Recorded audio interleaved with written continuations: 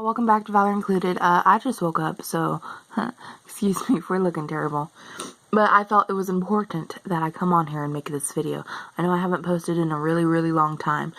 But I woke up and I was looking on Facebook like I usually do, and I came across this news article with this video attached of like an interview with a Syrian rebel, like a survivor of the gas bombings, and he was saying how he is so grateful that Trump sent the missiles over to Syria, and how for once the president or the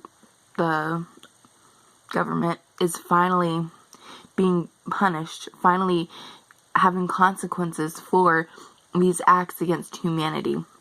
And a lot of people are saying, you know, like, we need to mind our own business. We need to, you know, we could have spent all this money making America great again, this, that, and the other. Well, I don't know if y'all are aware, but 80 people died the other day, gassed to death. At least 20 were children. And this is not the first time. There has been I think there was a gas bombing in 2014. Not only that, but thousands upon thousands have died, and they're being pushed out of their homes. And he even says, we don't want to come to America. We don't want to be refugees. We want to stay in our country. Our country. Please help us to stay in our country. But he said that he was so grateful that Trump was doing something to help them. Because if not, they've gone 6 years, and I think he's the president. Could be wrong. Correct me if I'm wrong.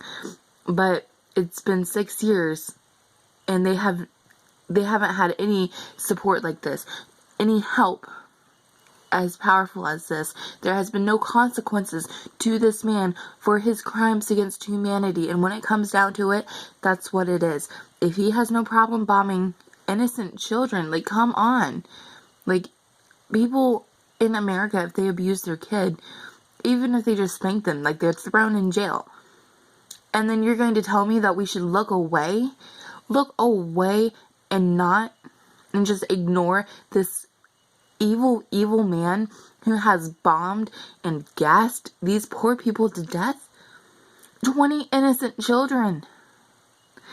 Calculate it up. How many years in prison would he spend in our society for killing 20 children? Just 20 children alone. Not the 80 amount of lives altogether. No, just the 20 children. This is a crime against humanity. Why can't you people see this? The reason why I don't support refugees is because I think that they should stay in their own country. And it sounds like they want to stay in their own country. In order for me to not support refugees, I have to support their war. I have to support them. And that's what I'm going to do. I completely support Trump for bombing Syria. I completely support it. Because that man is a monster. He needs to be stopped. This civil war that's going on over there, it needs to end. And it needs to end for the rebels' sake. Because this is ridiculous. I'm sending prayers and love and all the support I can to the Syrian refugees and the rebels. This is a terrible, terrible thing that we are watching. And it happens all the time throughout history. But we stepped it up a notch when we introduced chemical warfare. Think about it. Would you want your child dying that horrible fate? Support the rebels.